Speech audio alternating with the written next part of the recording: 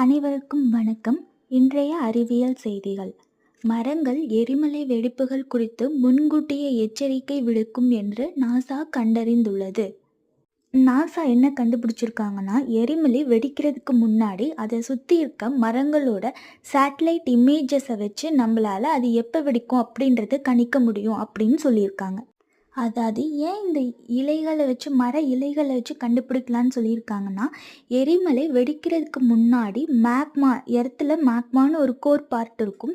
அது வந்துட்டு மேல் நோக்கி நகரும். அப்படி நகர்றதுக்கு முன்னாடி அது அதிகப்படியான கார்பன் டை ஆக்சைடை வெளியிடுது. இதனால அந்த கார்பன் டை ஆக்சைடை எடுத்துக்கிட்ட அந்த எரிமலை சுற்றி இருக்க மரங்கள் அதோட இலைகள் வந்து ரொம்ப பசுமையாக இருக்கும்.